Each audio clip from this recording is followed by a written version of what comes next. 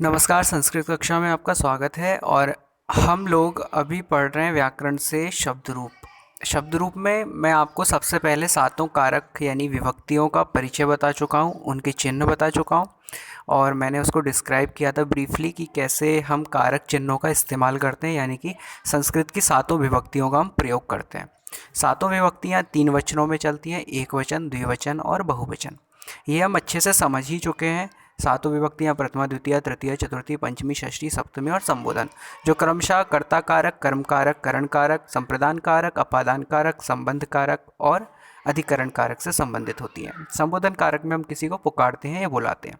इस प्रकार सारी विभक्तियां हम देख चुके हैं और हम अकारांत पुल्लिंग शब्दों के इस्तेमाल यानी प्रयोग को भी देख चुके हैं, जिसमें से हमने बालक शब्द देख लिया है, राम शब्द देख लिया है। तो अब पुल्लिंग शब्द जो कि हम बता चुके हैं कि अकारांत शब्द अधिकांशतः पुल्लिंग होते हैं, जैसे छात्र, राम, कृष्ण, सूर्य, वृक्ष, शिव, जन, चंद्र, सुर, देव, ईश्वर, लोक, नृप आदि।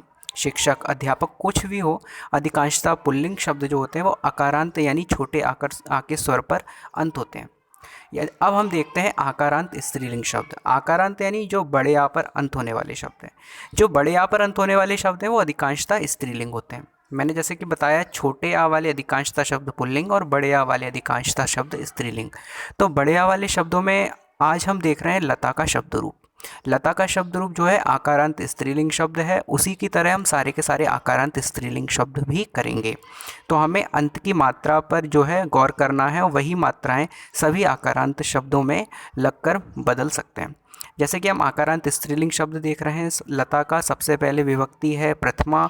एक वचन में बोलेंगे लता को लता ही बोलेंगे, कोई परिवर्तन नहीं आएगा।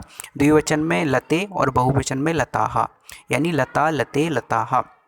द्वितीय विभक्ति में जाएं तो कुछ नहीं होता है, केवल म जुड़ जाता है, जैसे लताम और फिर लते फिर लताहा, यानी इसमें द्विवचन बहुवचन जो है रिपीट होता है। तो इस तरह से एक वचन, द्विवचन और बहुवचन ये हमने देख लिया। द्वितीय विभक्ति में भी लताम, लते, लताहा, यहाँ हमने देखा कि द्विवचन और बहुवचन रिपीट होगा। इसके बाद तृतीय विभक्ति है जो कि करण कारक है। करण यानी कि जब हम किसी साधन के द्वारा किसी कार्य को करते हैं तो वहाँ पर तृतीय विभक्ति का प्रयोग करते हैं। प्रथमा कर्ता, द्वितीय कर्म और तृतीय करण। तो करण कारक किसी व्यक्ति के लिए भी प्रयोग हो सकता है और किसी वस्तु के लिए भी। किसी वस्तु के द्वारा भी कुछ किया जा सकता है और किसी व्यक्ति के द्वारा भी।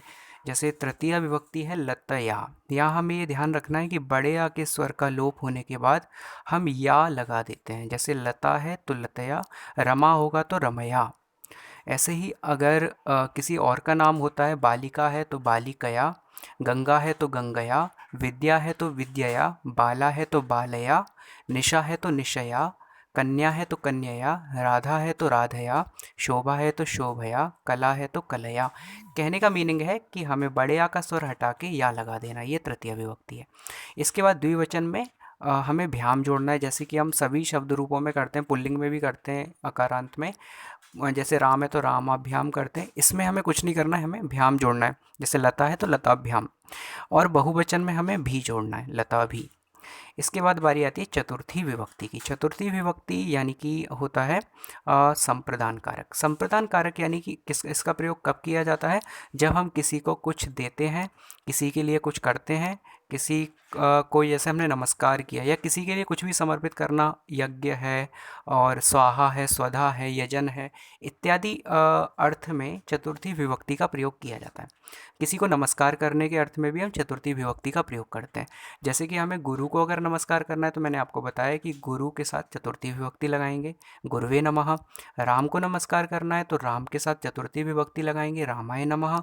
शिव को नमस्कार करना है तो नमः शिवाय, और गणेश को नमस्कार करना है तो श्री गणेशाय नमः। ऐसे ही हम हर शब्द की चतुर्थी विभक्ति का प्रयोग करके उन्हें नमस्कार करते हैं। तो नमः करने के अर्थ में, स्वाहा करने के अर्थ में भी हम चतुर्थी विभक्ति लगाते हैं, इंद्राय स्वाहा। और स्वधा के अर्थ में भी चतुर्थी विभक्ति, जब हम किसी को कुछ देते हैं, दान करते हैं, तब भी चतुर्थी विभक्ति। जैसे राजा ब्राह्मणाय दानम ददाति, राजा ब्राह्मण को दान देता है। तो भले ही हम यहाँ पे को का चिन्ह प्रयोग कर लेते हैं, लेकिन वास्तव में इसका चिन्ह होता है के लिए। तो चतुर्थी विभक्ति के इतने प्रयोग हैं। एक बार हम और देख लेते हैं कि नमस्कार के लिए, किसी को कुछ देने के लिए, किसी के लिए कुछ समर्पण करने के लिए, किसी के लिए कुछ करने के लिए, किसी के लिए स्वाहा करने को, किसी के लिए स्वधा करने को, किसी के लिए यजन करने को। और आत्मनेपदी जो कि हम इंग्लिश में एक्टिव पैसिव वॉइस करते हैं, तो उसमें जो होता है ना भाववाच्य और कर्मवाच्य, उसमें भी हम चतुर्थी विभक्ति का प्रयोग करते हैं। ये चतुर्थी विभक्ति के यूजेस हैं। तो चतुर्थी विभक्ति में हम कैसे करेंगे? लता है तो लता यही, रमा होगा तो रमा यही, और कोई सा भी शब्द आ जाए, जैसे शोभा है तो शोभा यही, कला है तो कला यही, यही जुड़ जाता है। और द्विवचन में सेम टू सेम फिर से एज इट इज़ हम लिख देते हैं, लता है लताभ्याम, जैसे पहले लिखा था तो फिर से लताभ्याम रिपीट कर देंगे। और बहुवचन में लताभ्या। इस प्रकार से चतुर्थी विभक्ति कंप्लीट होती है। देन आती है पंचमी विभक्ति की बारी। पंचमी विभक्ति में हमें जोड़ना होता है याहा, यानी लता लिखा है तो हम जोड़ देंगे लतायाहा, रमा होगा तो रमायाहा, और कला होगा तो कलायाहा, राधा होगा तो राधायाहा, कन्या होगा तो कन्यायाहा। मतलब याहा जोड़ना है, या पे बढ़िया का स्वर और विसर्ग। तो ये होता है एक वचन में। द्विवचन में भ्याम जुड़ जाता है, जैसे लता है तो लताभ्याम, यानी हमने देख लिया कि 3 बार हमारा रिपीट होता है, तृतीया विभक्ति, चतुर्थी विभक्ति और पंचमी विभक्ति। लताभ्याम लताभ्याम लताभ्याम। कोई और शब्द आएगा तो उसमें भी भ्याम जुड़ जाएगा, जैसे बालिकाभ्याम बालिकाभ्याम बालिकाभ्याम, छात्राभ्याम छात्राभ्याम छात्राभ्याम। पंचमी विभक्ति तक रिपीट होता है। फिर इसके बाद बहुवचन में हम देखें तो लताभ्य, इसमें भ्य जुड़ जाता है, ये भी रिपीट है पिछली वाली जैसा ही है, लताभ्य लताभ्य। अब इसका यूज़ हम देख लेते हैं। पंचमी विभक्ति का यूज़ है से, यानी कि अलग होने के अर्थ में। जब भी अलग होने का भाव आता है, कहीं से कोई जाता है, जैसे फ्रॉम का हम जो यूज़ करते हैं इंग्लिश में, वो फ्रॉम यही है पंचमी विभक्ति। और जो हमने से का प्रयोग तृतीय विभक्ति में किया था, उसका यूज़ था बी वाई बाय, यानी के द्वारा। किसी वस्तु के द्वारा, किसी साधन के द्वारा जब कोई कार्य किया जाता है, वहाँ पर जो से लगता है वो इंग्लिश का बी वाई वाला से है। और जहाँ पर अपादान कारक का से लगता है अलग होने के अर्थ में, कहीं से कहीं जाने के अर्थ में, वो से होता है FROM फ्रॉम वाला से। ये दोनों के बीच का अंतर है दोनों से। तो ये पंचमी विभक्ति का से है, जब कहीं से कहीं कोई जाता है या कहीं से कोई अलग होता है। इसके बाद षष्ठी विभक्ति है। षष्ठी विभक्ति संबंध कारक होती है। संबंध कारक यानी जब किसी व्यक्ति का या वस्तु का किसी दूसरे व्यक्ति या वस्तु के साथ संबंध दर्शाया जाता है, तब संबंध कारक का प्रयोग किया जाता है। इनके चिन्ह होते हैं का, की, के और रा, री, रे। काकी के का प्रयोग हम तब करते हैं जब हम किसी संज्ञा पद का प्रयोग करते हैं। रारी रे का प्रयोग हम तब करते हैं जब हम किसी सर्वनाम शब्द का प्रयोग करते हैं। जैसे मैंने आपको बताया था कि जैसे मुझे बोलना है लता का, और लता का भाई, लता की बहन, लता के दोस्त, तो का, की और के हमने प्रयोग कर लिया। इसकी जगह अगर सर्वनाम शब्द होता तो तुम्हारा भाई, तुम्हारी बहन, तुम्हारे दोस्त, हमारा भाई, हमारी बहन, हमारे दोस्त, मेरा भाई, मेरी बहन, मेरे दोस्त। यानी कि रा, री और रे जुड़ जाता है। हम के साथ, तुम के साथ, तू के साथ, मैं के साथ। तो ये जो है रारी रे जुड़ता है सर्वनाम शब्दों के साथ, और संज्ञा शब्दों के साथ का, की और के, ये संबंध कारक है। षष्ठी विभक्ति के एक वचन में हमें क्या लिखना है? लतायाहा। द्विवचन में लतयोहो, और बहुवचन में लता नाम। अगर ऐसे ही कोई और शब्द आ गया तो रमायाहा, रमयोहो, रमाणाम। यानी हमें अंत का स्वर जो भी जुड़ रहा है लता शब्द में, वो हमें देखना है, वो हमें ध्यान रखना है, और वही हम किसी दूसरे शब्द में जोड़ सकते हैं। यही इसका यूज़ है। देन सप्तमी विभक्ति आती है। सप्तमी विभक्ति जो होती है वो होती है अधिकरण कारक। अधिकरण कारक का मतलब होता है जब कोई व्यक्ति किसी स्थान पर पहले से मौजूद होता है, कोई वस्तु किसी स्थान पर होती है, तो में और पर चिन्हों के अर्थ में सप्तमी विभक्ति यानी कि अधिकरण कारक का प्रयोग होता है। अधिकरण कारक हम समझ ही गए कि जैसे कि मुझे बोलना है कि मेज पर पुस्तक रखी है, तो पर जो है पर चिन्ह इसका अधिकरण कारक का चिन्ह है, और जिस शब्द के बाद पर लगा है वह अधिकरण कारक में आती है। जैसे पुस्तक मेज पर रखी है, पुस्तक कहाँ पर रखी है? मेज पर, है ना। तो इस प्रकार से मेज जो है वो अधिकरण कारक में आ गया, इसका चिन्ह है पर। और में भी होता है, जैसे कि राम कक्षा में है, तो कक्षा में, तो यहाँ पर कक्षा जो है वो अधिकरण कारक है। जब भी में और पर का चिन्ह आए, जब भी कोई कहीं पर उपस्थित हो, कुछ कहीं हो, किसी भी स्थान पर किसी का भी अधिकरण हो, अधिकार हो, उस स्थान के लिए हम अधिकरण कारक लगाते हैं। ज़रूरी नहीं है कि हम स्थान के लिए लगाएं, ये व्यक्ति के लिए भी हो सकता है। जैसे लता में सद्गुण है, तो लता में व्यक्ति के लिए भी हो सकता है। तो सप्तमी विभक्ति यानी अधिकरण कारक। इसको हम कैसे बनाएंगे? जैसे लता शब्द है तो लतायाम, एक वचन में कुछ नहीं करना है, हमें सिर्फ याम जोड़ देना है। अगर रमा आ जाएगा तो रमायाम, बालिका आ जाएगा तो बालिकायाम। ऐसे ही द्विवचन में लतयोहो, रमा आ गया तो रमयोहो, बालिका आ गया तो बालिकयोहो, राधा आ गया तो राधयोहो।